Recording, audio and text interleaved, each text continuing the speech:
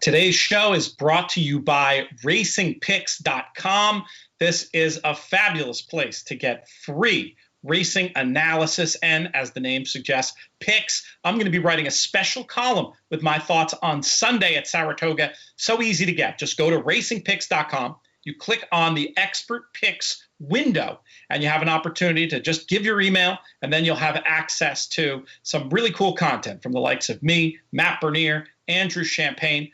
And if you like our shows and you want to support us, support our partners. You can do that by signing up for an all-free racingpicks.com account. You're not going to get bombarded with emails. You're just going to be able to have access to some of this great content. Check it out, racingpicks.com.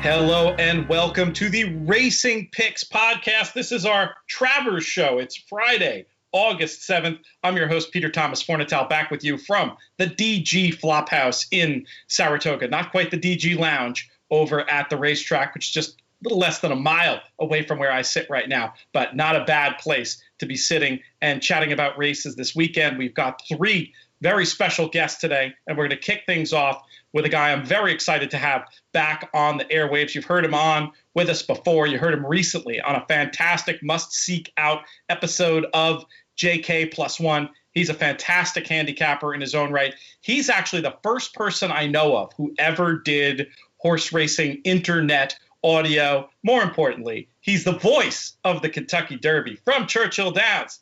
It's Travis Stone. How are you, my friend? I'm doing well. How's everything going this summer?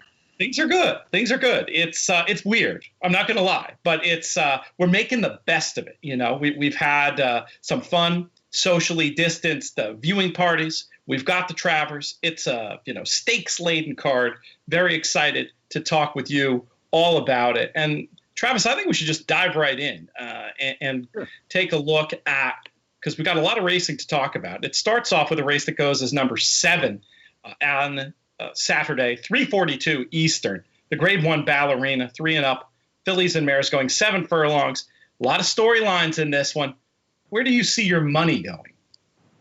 I might hold on to it for a little bit, just because I don't really have a strong opinion in here, with the exception of I do think this is what Serengeti Empress is best at, which will be the sort of the one-turn dirt sprint type scenario. I mean, her test last year where she went toe-to-toe with Kofefi was one of the most exciting races I think we've all ever seen at Saratoga. And she's been stretched out since then. I don't blame Tom for doing that. She's a horse that's talented and fast, and when she gets to the front, she can keep going. But this is probably the right scenario for the cutback, second off the freshening. She was sent in the Fleur-de-Lis last time, I think just to try and get the jump on Midnight Bisou. It just wasn't herself that day. There's a chance that she has lost her way a bit and that she's not going to be the same filly coming back this summer. But I'm willing to see and find out whether or not that to be the case, because I think she's the fastest in here. I think Bellafina's fine. She's a good horse, maybe a little bit on the overrated side, always gets bet, but I think she fits this race as well. I didn't have any clever opinions in here. I think they're both logical horses to sort of weave on through with.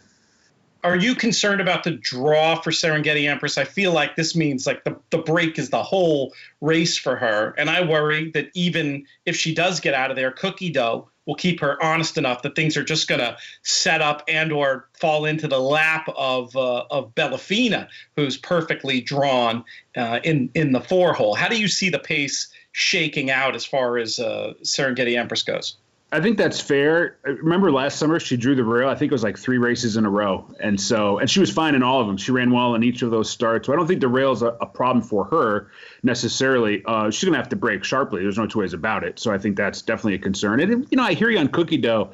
Johnny V is not a super send rider, though. He's more of, he made his bones, so to speak, sitting that Pletchard stalking outside type trip, right? Yeah. And so I don't know if he's necessarily going to be keen on going toe-to-toe with her. And I don't think they necessarily would be worried about her, because she has sort of backed up badly in her last couple of starts. So they might look at her as sort of a forgotten commodity in a way. So Yeah, we're talking about this race as if I have a huge opinion. I don't. I mean, I think these two, Bellafina and Serengeti Empress, be 1-2 in some sort of combination down the stretch, and we'll see who's better tomorrow. The other question about Bellafina, who I picked and am excited about getting things started off with, is this stat of her being 12 for 12 in the exacta in California and 0 for 4 with a lone third elsewhere. I feel like it's a sign of confidence, and I'm not holding it against her that connections have decided to come to this spot. But I couldn't really argue with anybody who said they want to see her prove it on the road before they're wagering. I'm hoping that narrative just gives us a little tiny bit of juice in the price regarding Bellafina. But what do you think of that type of narrative angle when it comes to Bellafina? You know, her cotillion last year, where she was off the board, she finished fourth, beaten 9 lengths or so, was sensational. That was a massive pace. And I'm not going to hold that fourth place finish against her. If she had any sort of pace scenario that suited her a little bit more, she's on the board and suddenly that stat goes out the window, right? Because she has an on the board finish. But hey, look at the whole California shipping east thing. That happens all the time. It's a different type of racing out here than it is out there. The surfaces are different. The racing style is different. And so it's something you got to factor into consideration. Let's move on to race number 8, Travis. It is the Grade 3 Troy for 4-year-olds and up, going 5.5 on the Saratoga turf. This is a race where I do not trust the favorites and want to try to get clever. Am I overthinking it, though? Is it going to be Imprimis and Pure Sensation in some form, or do you think this is a spot where maybe we can get creative? I'm actually going to get creative, first off, because I think these horses are hard to separate. Imprimis, as you mentioned, had a pretty good trip in the Breeders' Cup Turf Sprint last year, but is off this layoff and is drawn inside. It's going to have to be super sharp to even get position early. A little skeptical whether or not the horse can do that off such a freshening, so I think that's a fair question. Has Shecky Shabazz lost a step? He was running big numbers several starts ago, and his few most recent starts have been a little bit on the slow side, so I'm a little bit worried about that. Pure Sensation is a horse that is more than capable of running numbers big enough to win this race and is fast enough to win this race, obviously, but again, last 2 starts, subpar for his overall career profile. So yeah, I'll be honest with you, I'm dancing around a little bit in here, but won't be surprised if one of them win. I think this is a spread race. I sort of want to survive this one. What number would you land on if I held your feet to the fire and said, give me a top pick? I might play American Sailor just because the horse is in form, is going to have inside speed. I think Tyler Gaffalione, he came to Churchill a couple of years ago, and I don't want to say I was not impressed, but he was a hyped rider.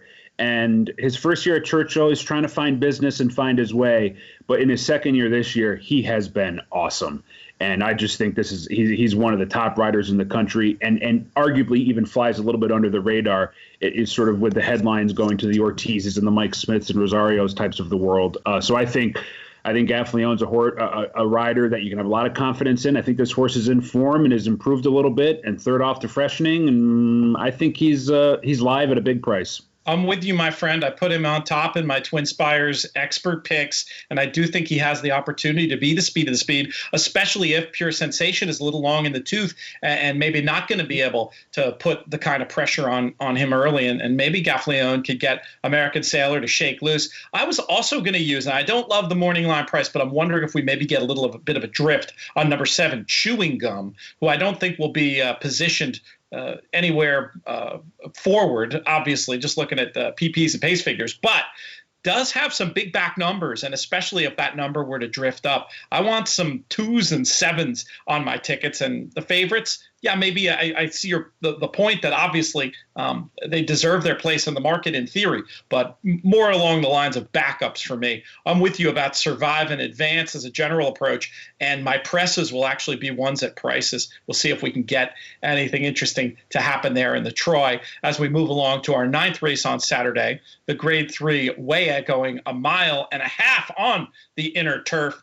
And I was super duper boring in here, Travis, so I'll kick it to you first to see if you had anything clever. Unfortunately, no. I think Mississippi, Grand Motion was firing on all cylinders in the early spring and summer, COVID type times. He was winning every race at Churchill. and obviously it's cooled off a little bit. It's hard to maintain those big numbers when your horses are firing fresh. So I'm a little bit against Mississippi. Certainly can win. I think my sister Nat sets up well for this race. The pace was slow last time. She's second off the layoff in here. I don't buy any sort of narrative around Chad Brown. He's a fantastic trainer, and I think she's one of the ones I'd want to use along with Olympic Games. And Mississippi she's not a backup. She's better than a backup. She'd sort of like in an ABC structure. She'd be a B rather than a C, So I think I would use her, but I'd lean a little bit more on my sister Nat and Olympic Games in here. Nothing clever. Yeah, Mississippi, I was hoping would just get the right kind of trip, and I was going to make my technical top pick. But I certainly see the case for my sister Nat, who looking at the last couple of races is probably a little bit better than the bare form suggests, and should be ready for a nice forward move. For me, it's 1-4, 4-1 in any order. Did you give the 7 Fool's Gold any count in here? I just like the fact that we were dealing with one who's second off the break, going back to the course and distance of her best work. She's not impossible. I mean, I think last time she was close to a pretty slow to develop pace in the New York and didn't really have much punch from there. And, Chad's good about getting horses ready for second off the layoff type scenarios. And I guess you could argue that she's going to offer a little bit of value, but I feel like she's the type, in a field of 8 to 10 horses, you still want to get 10 or 12 to 1 on. And just with the smallest field, I don't think she's going to offer the right price. I think that's right. I'll probably make my technical third selection, but not have much of any on the actual tickets. I'm just going to be pretty stick with those two, and again, just sort of get through it. The 10th race is the Grade 1 Test. 3-year-old fillies, 7 furlongs on the dirt. Annually, one of the races I look forward to with this meet. And we've got a really interesting potential showdown between Gamine and Venetian Harbor in this one. But there are cases to be made for others in this field. I'm going to go a little crazy and use a little trainer angle type play to make a case for Mrs. Danvers to split the top two and even use her a bit on top, just with the thought that this might be the type of pace scenario where a theoretically too slow horse can step up and get it done. Given the hands that she's in, I'm expecting a peak effort, and I'm also expecting her to get a setup for the first time and maybe be able to take a big step forward. But obviously, she's really going to have to against those two serious rivals to her outside, not to mention the rest of what's signed on in this spot. Yeah. Travis, how do you see this year's test? Yeah, this is. I think this is one of those types of races where you just have to gamble, because it's unlikely that Gamine and Venetian Harbor are 1-2 under the wire. They do not have complementary running styles. They have the same running style. They both want to go, and there's no chance Gamine's not in the lead. Bob Baffert doesn't win races going from last to first very often. So Gamine's going. The question is whether or not Venetian Harbor goes with her. And it might not even matter. I think Venetian Harbor's a really nice filly. She's been a little bit exposed, though, now. She's been twice beaten by horses that are solid animals. So she's certainly in the top tier of this crop. But Gamine's certainly better. And I think of the two of them, Gamine's more likely to go on. But the whole thing here is that nothing can level a playing field better than a real strong pace scenario, and I'm right there with you. To me, this is one of those scenarios where they're going to go head-and-head early. They're probably going to go fast. 7 furlongs is a hard distance to maintain that sort of pressure and that sort of top speed, and it's going to make them very vulnerable late. And I agree with that. I think Mrs. Danvers is the type of horse that you want to consider to come on and grab a piece. I could even argue that maybe Perfect Alibi is going to bounce back second off the layoff. Even Up in Smoke, George Weaver's had a great year so far. He's obviously won a lot of big races. This horse was against a slow pace last time. I think she's more than capable of closing for a piece as well. And to me, it's like so many pick 5 tickets are going to go through, and I'm sure you can hear the birds in the background. This is a truly Adirondack experience. That so many tickets are going to lean heavily on horses like Gamine and Venetian Harbor that if you can slip somebody else in there, and you're going to create a lot of value.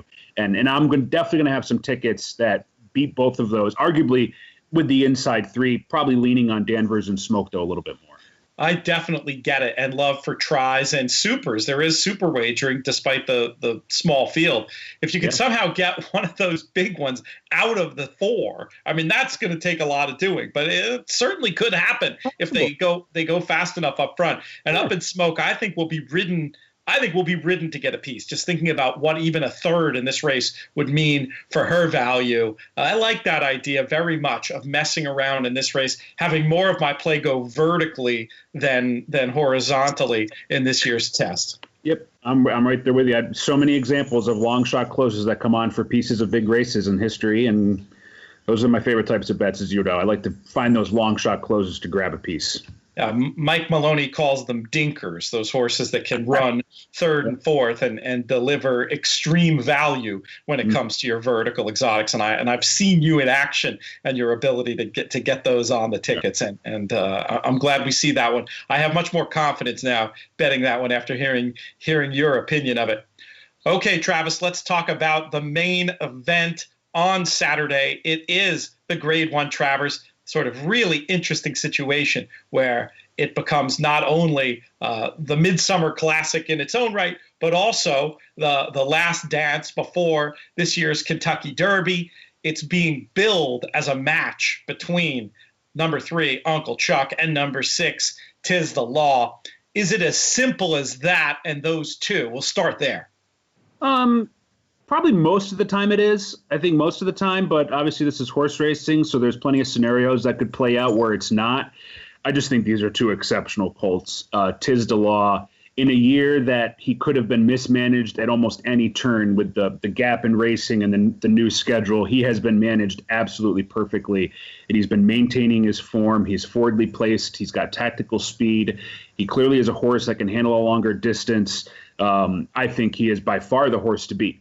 However, the Belmont Stakes has always been, and that one turn type mile at Belmont was 100% like Tis the Law's game. He's done very well at that scenario both times now. He's got to go another furlong. Looks like he can handle it just fine, but you never know. That 10th furlong is the 10th furlong for a reason. It's often daunting. And so then he has to deal with this horse named Uncle Chuck, who's lightly raced. And we've seen this thing from Baffert before, where he brings horses from the West Coast over in a seemingly sort of weird spot for him, and all of a sudden they pop with a big effort. Of course, we all remember what Arrogate did not too long ago. I watched Uncle Chuck's replays just to get a better sense of him. He has got a stride that is just so long that it almost feels like he's just wanting that 10th furlong. Whereas opposed to Tis the Law, you might question whether or not he truly wants the 10th furlong. I definitely think Uncle Chuck wants that 10th furlong. But they're both going to be shortish prices, and I don't really know if I can get excited about betting an exacta box of Uncle Chuck and Tis the Law in a race like the Travers. They are way the horses to beat. It is going to be a fun race to watch. I do have some other ideas, though. I'm excited to pick your brain about that. For me, this is one where I said on Horse Players Happy Hour with Matt Bernier yesterday, I've been picking splinters out of my behind from sitting on the fence, because as a selection-oriented host, when you do these shows, it's not as interesting radio to come on and talk about, well, at this price I'll do this, and at this price I'll do that. I kind of want to just pick the horse I've been talking about since last August, and that's Tis the Law. But when you see, especially some of the prices around internationally, with a horse like Uncle Chuck as high out as 11-4, it becomes much easier to say, well, look, my pick is Tis the Law, but I'm betting Uncle Chuck, and then all of a sudden you start making no sense at all. So I'm struggling a little bit, and I'm very curious who you might be interested in to either split these two and or maybe get the money in this year's Travers. It's actually an interesting point, because when I opened up the PPs and sort of like, okay, I'm going to handicap this race, and I look at it and I'm like, man, Uncle Chuck, for all the hype that he's received, he doesn't even have some of the fastest buyers in the race. I mean, Country Grammar ran faster last time, and he's certainly a few points behind Tis the Law. So when you think of it that way, it doesn't surprise me that he maybe has drifted a little bit up more than what you would think he would have coming in. And a horse like Country Grammar, to me, for Chad Brown with a big number and a win over the track, is just going to get overbet almost always. And I thought he's had a really perfect trip in the Peter Pan last time. I think he's a nice horse, and I think he's capable of a lot, but he's just not the right bet for me in a spot like this. However, coming out of that same race, I think Caracaro ran an excellent race in the Peter Pan, off the layoff. Had a good spot first turn, sat just off the pace, sort of in a close proximity to Country Grammar, but then had to swing 3 wide on the entire far turn and fought really hard to the wire. I think of those two, I want him out of the Peter Pan the most. So he would maybe be one of the horses I'm leaning on a little bit in terms of making money in the race. And the other is, and it's no surprise, I think Max Players is a nice colt. And I think he's been handled well by Linda Rice. Again, another where they could have done some of the bigger races in the spring. Instead, she's like, no, we're going to back off and we're going to point for the summer. He was never going to win the Belmont coming off a layoff like that against Tiz DeLaw, who has had more recent type efforts. But he still ran well. He's very wide on the far turn, came with a run, and now he's tightened up for this second off the layoff. If he runs well in the Travers, I'd actually start to think about him as a real Derby type horse. I don't know if he's going to be quite ready with the second off the layoff scenario to take on, an informed Country Grammar, an informed Uncle Chuck, an informed Tiz DeLaw. But I certainly think he's capable of closing the gap, and he's going to be 5 or 6 times the price of Tiz DeLaw. So if I were to truly look to bet this race, I'd try and sneak Max Player and Caracaro onto my ticket. I get it completely. Max Player improved every start, shapes like one who's going to appreciate every inch of ground. I love that idea of him as one to run well here and potentially step up once again on the first Saturday in September. And of the two, Caracaro and Country Grammar, I agree completely. I felt like that was a day where ground loss meant something. And when you view the last race through that lens, Caracaro, I think you can certainly argue, was the better of the two. I would love it if there was a head-to-head Caracaro against Country Grammar, and I'd be right there with you, Travis. Well, I want to thank you, buddy, for coming on and your time today. We'll give an extra shout out to that Blue Jay who was making all kinds of racket behind you. I don't know what he was on about, but I guess he just wanted to be on the radio. But really appreciate your time today. Hopefully get a chance to see you while you're up here in the Adirondacks, and if not, hopefully very soon. We look forward to hearing your voice on our simulcast feed for Churchill Downs very soon, and would love to talk to you again soon. Sounds good, man. Good luck this weekend. I want to take a moment here to talk about our friends from Stable Duel. Very excited to be working with them and doing some creative stuff as well. We've got this Beat Spencer promotion coming up, and it's tied to these 4 Lone Star Park contests that are happening Sunday, Monday, Tuesday, and Wednesday, the last 4 days of the meet. It costs $5 to play.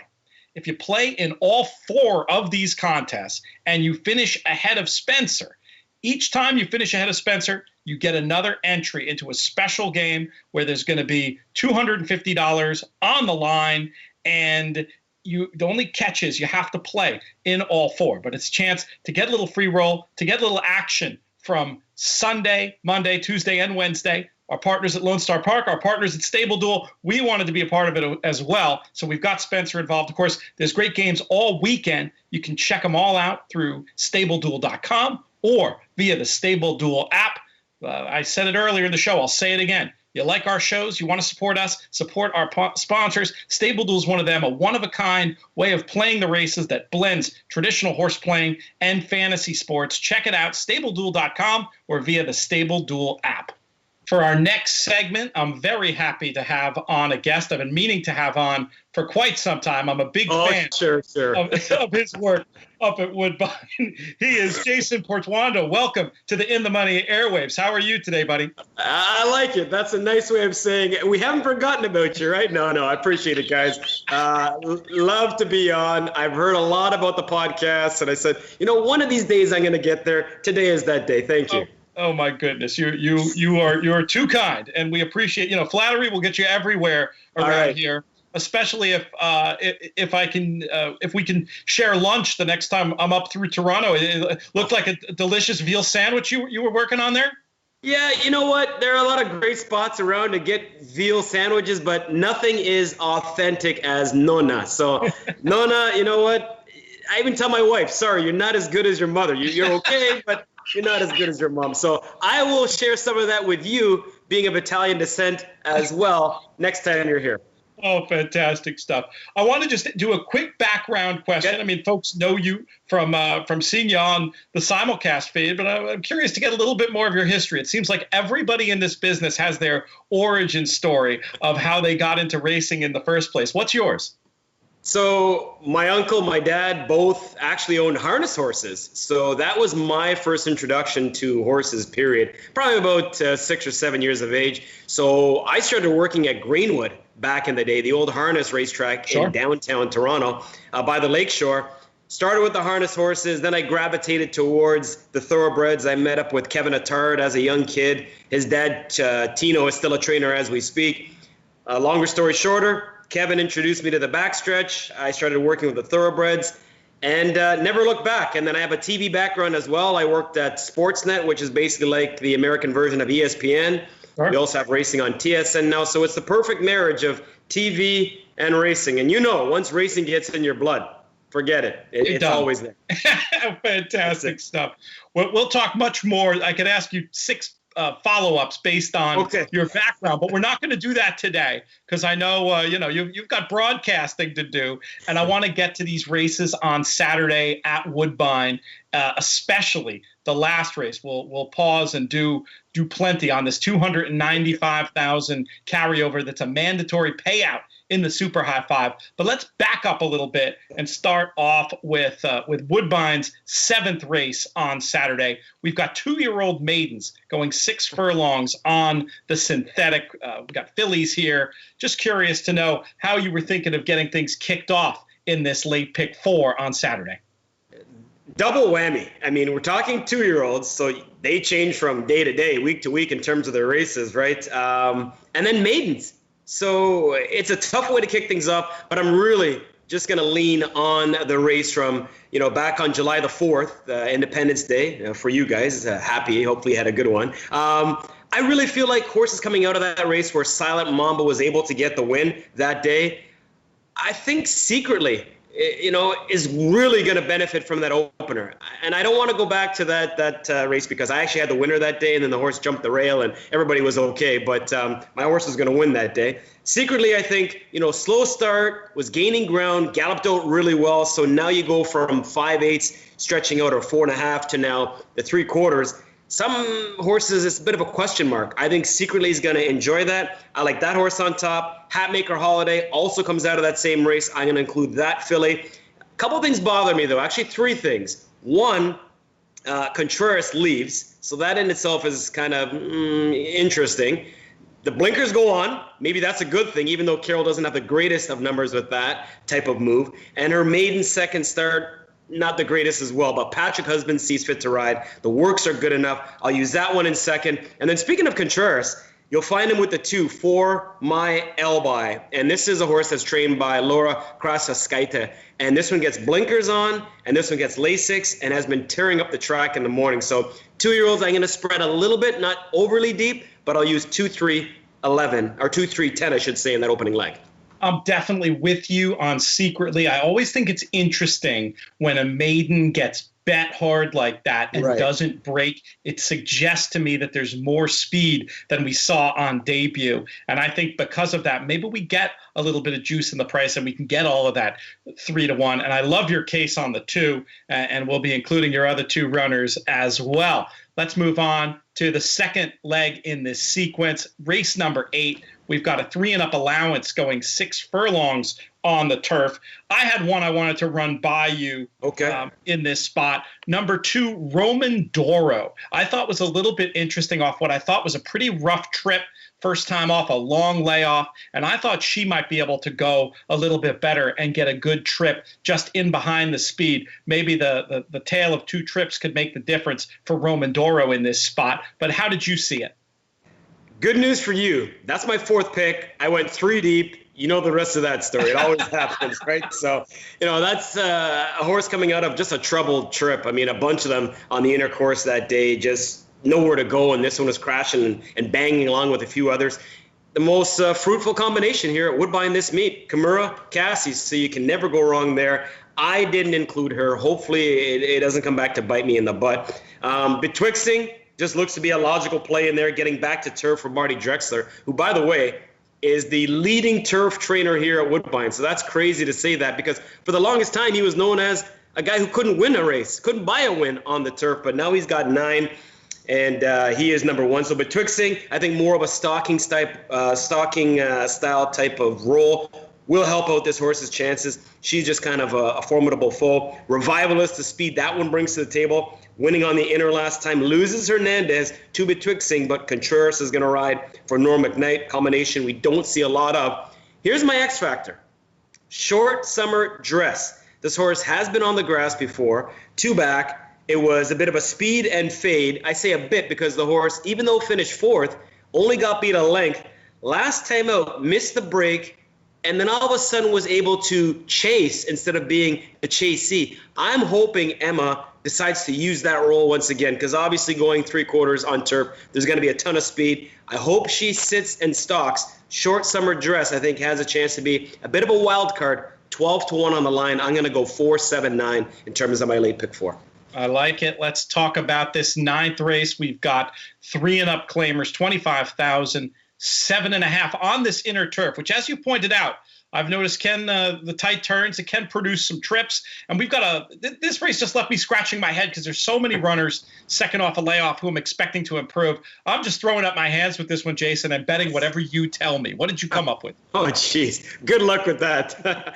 You know what? Florida 1 is a horse that last time I liked quite a bit, just fell a little bit shy. Here we go again, Marty Drexler. Drexler was actually 1-2 that day because Deep Freeze and Hernandez was able to win. Now you get Hernandez on this one, but this is where I push all my chips into the middle of the table. Peter, I am all in on Saltini. I like this horse a lot. Saltini's going to be my best bet of the day. This is where I'm just going to say I'm going to single a horse. I know it's a crazy race to do so, but I look at it like this. There is going to be a ton of speed in this race, and it's 7.5 furlongs, so it's a bit of a sprint.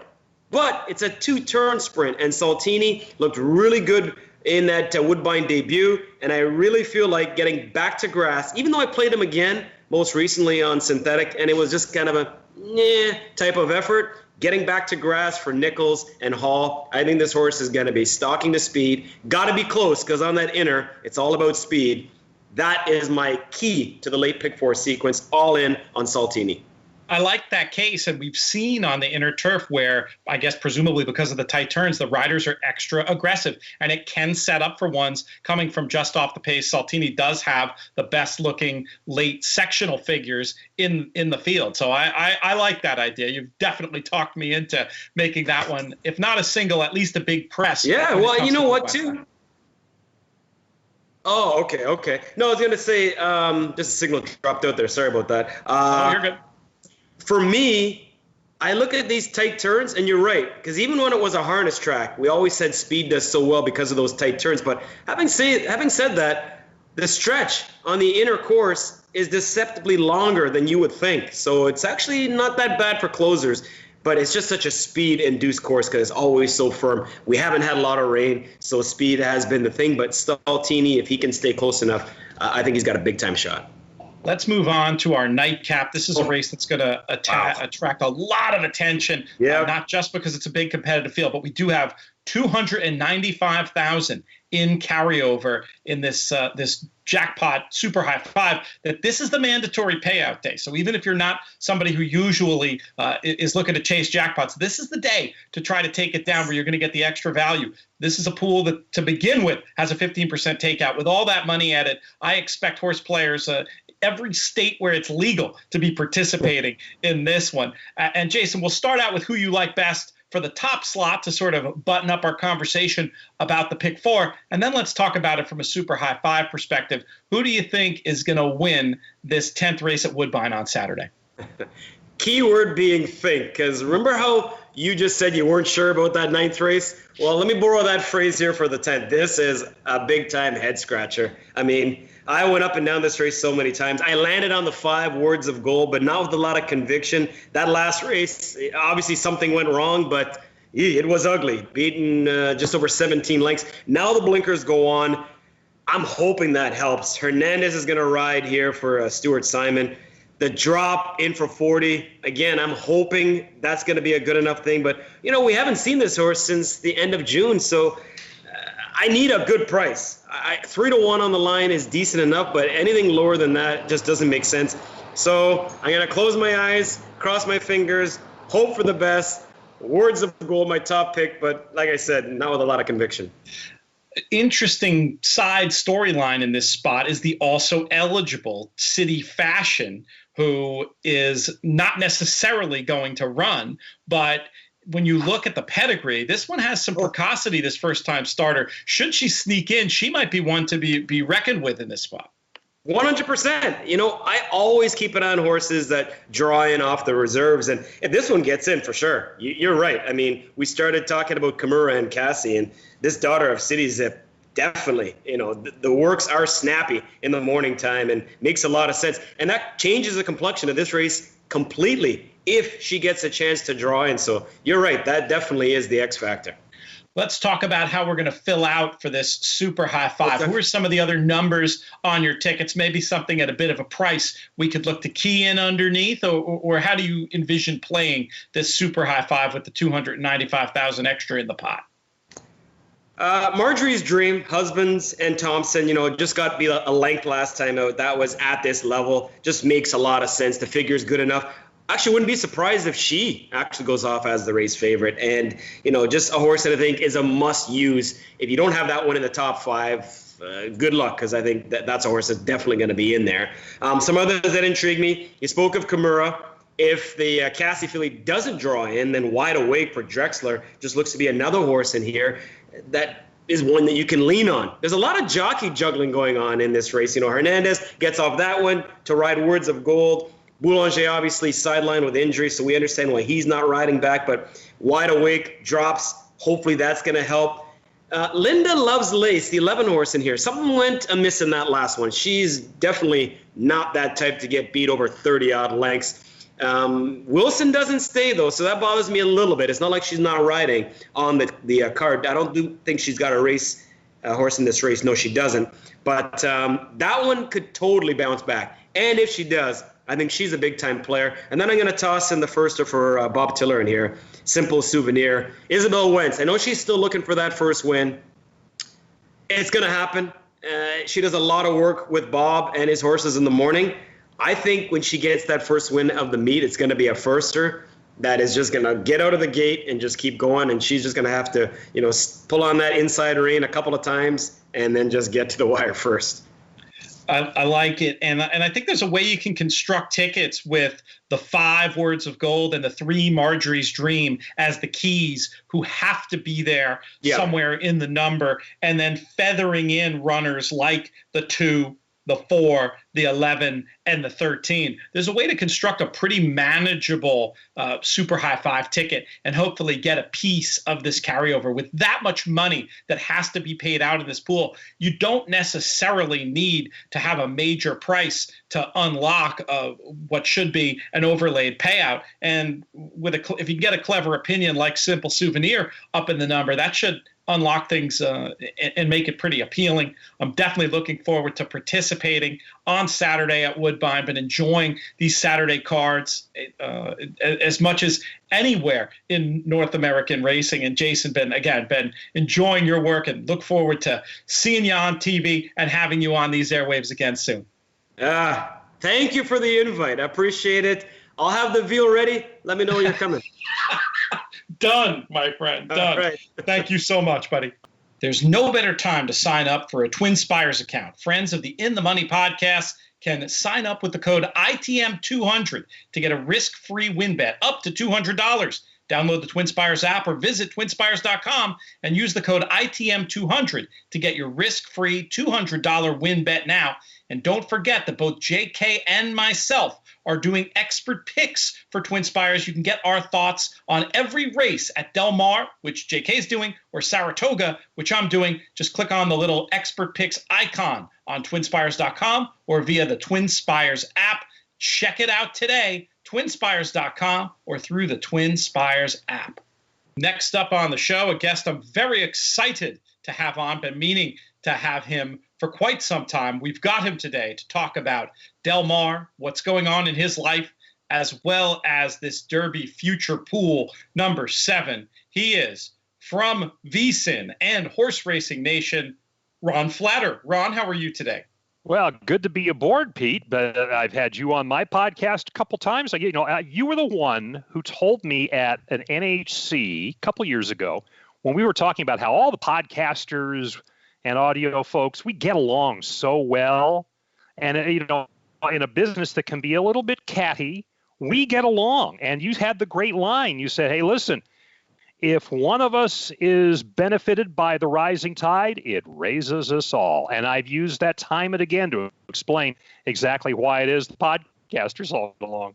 It's true. I really firmly believe that. And I do remember a great moment out at the NHC at one point where it was me, it was you. We were on Steve Bick's airwaves, and then Jason Beam came by as well. So we all got to do our little bit of shtick there. There's no doubt. There's no doubt that that there is a camaraderie among horse players who are always, of course, competing at the windows day in, day out. And with us, I think the competition's even friendlier. And that is the correct dynamic. Let's hear a little bit about your show. First of all, where's the best place for folks to find it, and how do you characterize it generally for the audience? I guess I'm the cheap version of Beam. If you can't afford him, you get me. And they're all free. No, you get pretty much where you get yours, you get mine, you get Jason's, et cetera. So Apple, Google, iHeart, Stitcher, Spotify, VSIN.com/podcasts. And we try to bring out personality. And I think a good example is what we posted today. I got Barclay Tagg on the phone. And as I was preparing to do that interview, I was thinking of the Barclay Tagg that you see before races and after races, and that we've seen in gaggles and news conferences. And you ask him a question that requires maybe 25 words or less, and he'll give you 20 and leave you 5 words worth. You think, I'm going to be ready with about 100 questions to hopefully get 5 minutes. Oh my goodness, did I get the opposite experience? He was expansive and relaxed and just wonderfully racontorial. It was a terrific 15 minutes that I had with him, and he doesn't know me from Adam, and I've been trying to get him for some months, and he picked up the phone the other day, and it was a wonderful conversation, and such good timing because of 'Tis the Law and the Travers this weekend, so I thoroughly enjoyed it. I mean, he even was telling stories about how his mechanic is complimenting demeanor of Jack Knowlton, of course, from Saratoga Stable, and a wonderful story about how he got together with Manny Franco and his friendship with Angel Cordero. So, from Barclay Tagg, a man of supposedly few words, not my experience. And so that's what we try to bring out, get personality, get into some X's and O's. We also have Andy Serling on. If you want personality, of course, you can go overboard just with him. And we rotate through Las Vegas bookmakers and handicappers. And Chris Andrews from the South Point actually does the Pick 5 today for us on the podcast, the late Pick 5, the All-Stakes Pick 5 at Saratoga on Saturday. So that's a snapshot. It's a pretty typical episode. That's fantastic. And that's great about Barclay Tagg because, yes, I mean, I'm familiar with the more laconic version, shall we say, but I know the other version exists. And it's great you were able to capture that. And I encourage everybody to go listen to that. Those are 3 heavy hitters in Barclay Tagg, Andy Serling, and Chris Andrews. Chris, one of my favorite people, not just in the gambling business, but just favorite people, full stop. Yeah. And his book, Then One Day, really a classic that also has some great horse racing stories in it. More than a few. I've tried to have him share more than a few, but of course I don't want to be giving away his book on the podcast, So, yeah, he's great. And I was fortunate enough to meet him when I moved here 3.5 years ago when I joined VSIN. Him, Vinny Magliulo, Jimmy Vaccaro, that group at the South Point. And then, of course, all the guys around town. Johnny Avallo rotates into our handicappers corps. We also have Dwayne Colucci from the Rampart, and so he's also in there. And who am I missing? I'm missing somebody here. Johnny, Dwayne. Oh, no, Vinny. Yeah, that's 4. Yeah, we have 4 that rotate.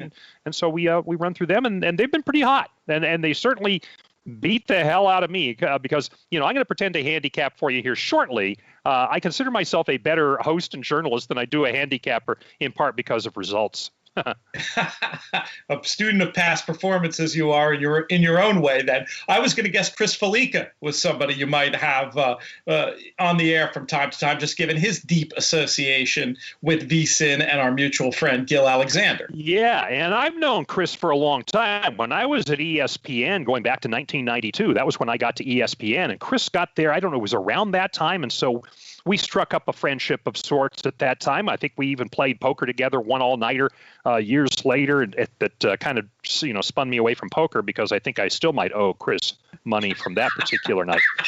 But yeah, I mean, we used to talk about college football before he became the Bear.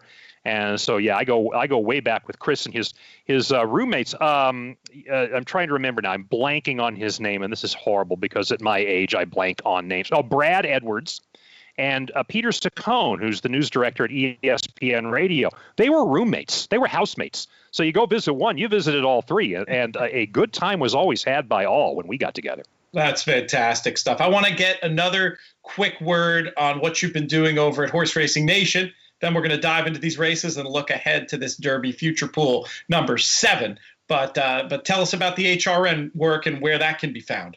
Yeah, well, when we actually went into the whole sports were gone for a while mode, I suddenly had a lot of time on my hands, and VSIN was kind enough to allow me to extend myself to other places that might be able to avail themselves of my writing.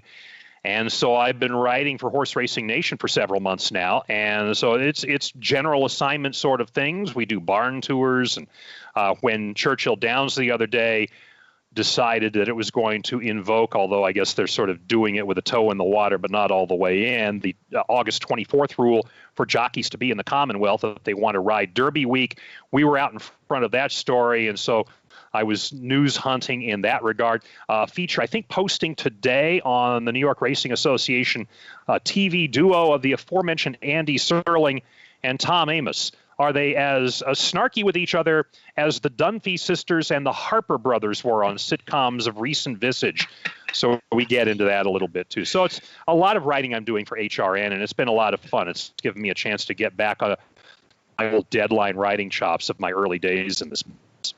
Fantastic. It's good. We're all kind of utility players in this game between audio, video, and writing. Let's talk about these races real fast, Ron. I maybe you'll be a little more creative than I am. We're going to start off talking about Del Mar's 6th race on Saturday, scheduled for 6:40 Eastern Time. The Grade 2 Best Pal. We've got 2-year-olds going 6 furlongs on the dirt, and I've already tipped my hand with my uncreative remark about who I like, but I'm curious to know if you have anything a little bit more creative in the Best Pal. Well, we're about to find out. Not a huge price on the morning line, but I see 2 words there that Hank Goldberg, who, of course, I used to work with at WQAM in Miami more years ago than I care to remember, and who lives here in Las Vegas now. I remember him at a Preakness one day. We're up at Pimlico in the press box, and he looks at me and goes, "Flat, 2 words. Blinkers off." And with that, I'm looking at herd immunity for this race. Look, not only because of that, but there's a fair amount of speed in this race, as you would hope there would be in a sprint. But as I look at that, I think it could break down. I see, look, you're dealing with 2-year-olds, and so you kind of wonder how far they can extend it, especially going from, say, 4.5 to 6 furlongs, as some of them are in this race. I look at herd immunity coming off the 3rd place finish in the Bashford Manor, and I wonder if this is a case where you look at that field and this one may not be as tough as that one was. I look at him also having the speed in front of him set up better than it did before. So maybe he'll be closer to the lead. Maybe he'll be a little in a relaxed sense, because with the blinkers on, he didn't really fire the last time out. And so let's see what happens with the blinkers off. Maybe he just suddenly feels like, hey, the world's around me. It's free. I can just go ahead and have a fun run here. I look at that last race, and he was trying to run 1:45 flat. And look, I think the speed could be the same again here this time, but I think the blinkers off will be a factor. It's Peter Miller, who has a couple horses in this race. Abel Cedillo, who is certainly making a name for himself this summer, as he has during the entire year in Southern California. And I'm wondering if it's going to be 7-2, because I'm thinking the money could certainly go elsewhere. And the other thing I also look at here is this is a horse that's coming home.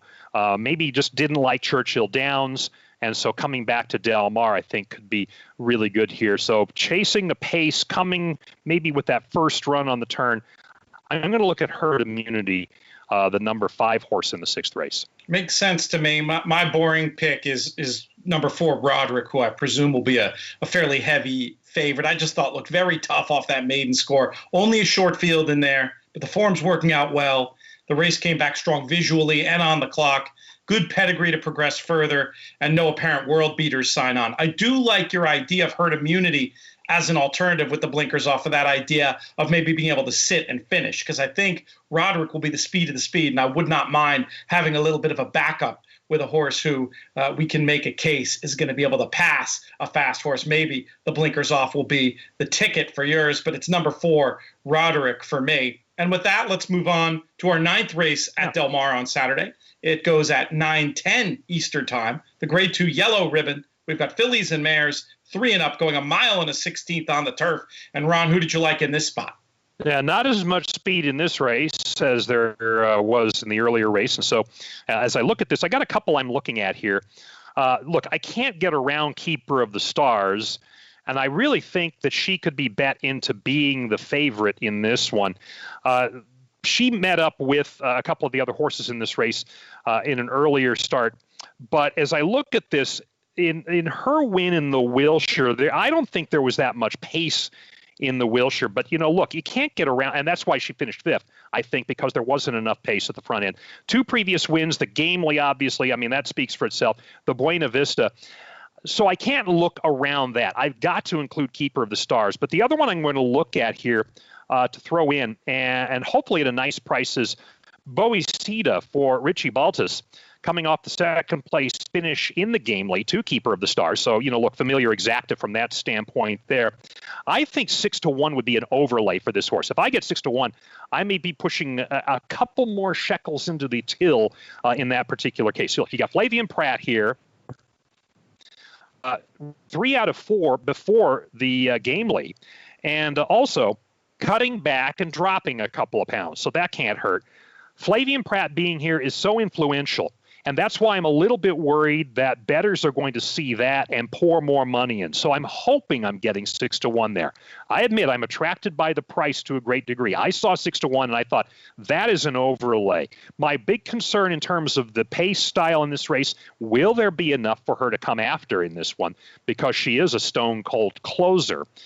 But, across my fingers, I admit it. I am chasing a price a little bit here. The pace might not be ideal, but I don't know that it's going to be I don't know that we're going to be without somebody out front that could give us some fractions early on that could come into play. Also, like I said, cutting back from 1 1/8 to 1 1/16. It's not a big cutback, so I think that could be beneficial as well, even though it is a closer needing more distance, you would think. But look, you got the right jockey on here. He'll know when to push the button in this race. So again, I'm looking at the 6 and the 2 and hoping the 2 comes with a nice price. It sounds like that's a really good point about the pace, because the presumptive pace setter, there's some scuttlebutt around maybe scratching anyway in Jolie Olympico. And if that ends up being the case, it could be a bit of a crawl. But it could be sometimes your closer gets invited into the race on the crawl, though. So it might work. It could work to your advantage. But that is certainly going to affect, if that goes down, that will certainly affect those morning line prices and what we can expect in terms of market value. Yeah. And I might add with Jolie Olympica, for me, she's almost a toss. I might look at her at the bottom end of a trifecta. She to me is a sprinter, and the moment you go from that, you get to that 8th furlong with her, things start to erode a little bit. Now you're looking at 1 1/16, and I'm just looking. The last time she ran that far in a race would be her. So I'm wondering if that distance factor here really comes back and bites for Richie Mandela and Mike Smith. We'll see soon enough. Look, this horse has never been worse than second, I think, but again has never went this far last time out. I see in the Jenny Wiley, right? So that's 1 1/16, and finished second, faded to second after setting the pace. And that's the other part. Like you said, if she scratches out of the race, maybe I have to go back to the drawing board a little bit. But like I said, though, she's in. I have her out off my tickets. That's a bold call. We'll see what ends up happening. But I think you'll be compensated in price for your opinions. For me, looking at this race, my first thought going down the PPs was that the local horsemen were probably very happy not to see any Chad Brown entries.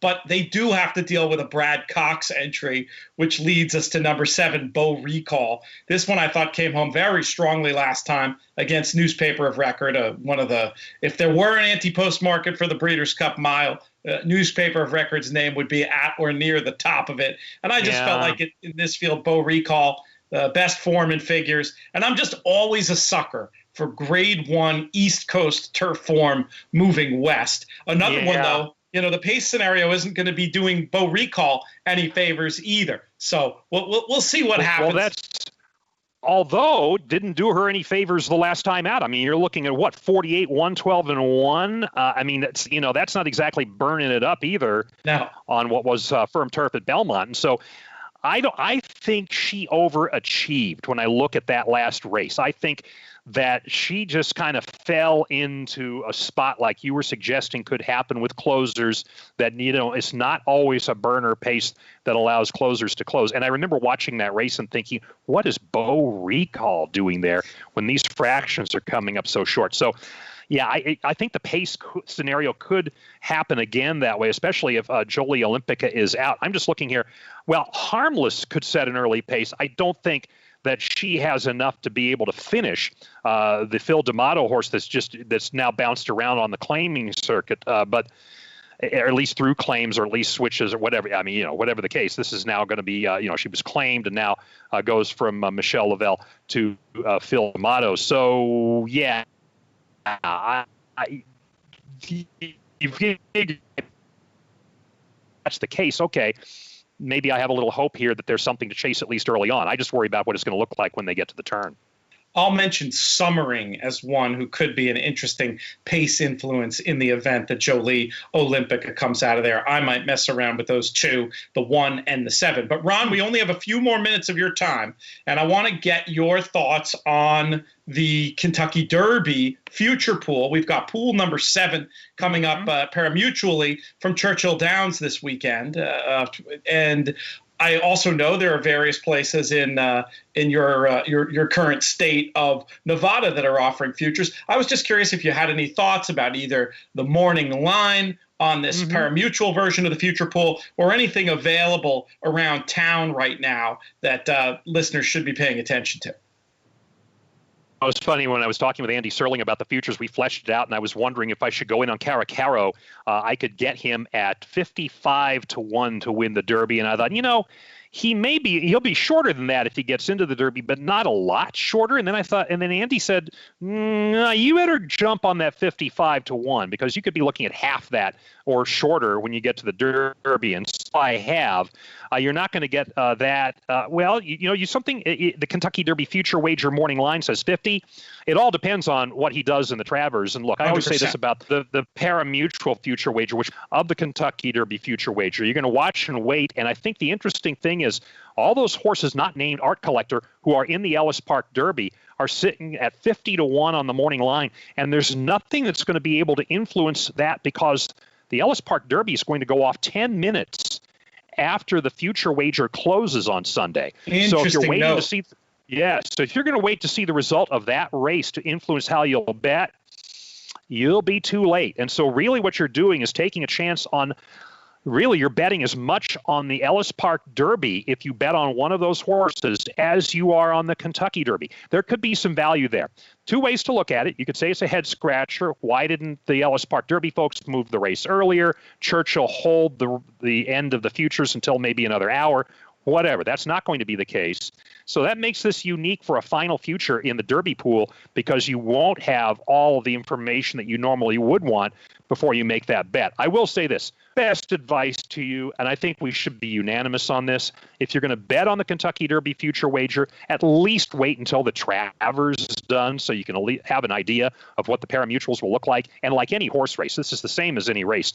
Wait until the last hour, half hour, 15 minutes, especially if you're at home. You're not getting locked out. So, keep an eye on those numbers. But I think with the Ellis Park Derby horses, especially if you've got a thought on one that could come out of there and really make some noise in the Kentucky Derby, if you really got some confidence, I think you look to those horses other than Art Collector. And even at that, Art Collector showing up, 6 to 1 on the morning line. If he wins and if Uncle Chuck beats Tiz the Law in the Travers, you got a three-way fight to be the Derby favorite. And I think the winner between Uncle Chuck and Tiz the Law, between them, if one of them wins the Travers, that's going to be your post-time Derby favorite. And it's going to be reflected in the futures. I don't think you touch Tiz the Law. 9-5, and it could be, if Tiz the Law wins the Travers, 9-5 will be a bargain. You won't see 9-5. He won't close 9-5. Here in Las Vegas, plus 235 at Circa and 2-1 at William Hill. And I think if he goes ahead and wins the Travers, those will be overlays if you could get those on Derby Day itself. Good stuff, Ron. Great analysis. Fantastic to have you visiting. We will, no good deed goes unpunished around here. We will surely have you back on the airwaves soon. Check out Ron at VSIN, at Horse Racing Nation, and also on Twitter. Hit us up with your Twitter handle real quick for those listening. At Ron Flatter. Real original. I actually got on that when Twitter first started. There's actually a club DJ in Germany named Ron Flatter. I got to it before he did. Oh, so he's Ron Flatter, 1991 or whatever, and you get the proper handle. A much younger one, yeah. Yeah, absolutely. Thank you, my friend. Really appreciate your time today.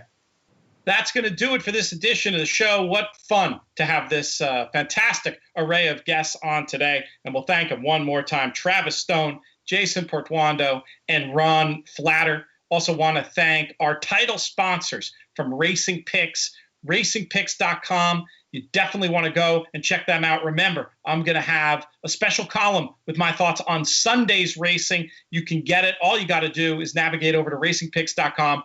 Give them your email, and you'll have access to my Sunday column, as well as great work by the likes of Matt Bernier and Andrew Champagne on a regular basis. Most of all, though, I want to thank all of you for listening, for watching, for making these shows so much fun to do. This show's been a production of In the Money Media. Our business manager is Drew Coatney. Our chief creative officer is Jonathan Kinchin. I'm Peter Thomas Fornatal. May you win all your photos.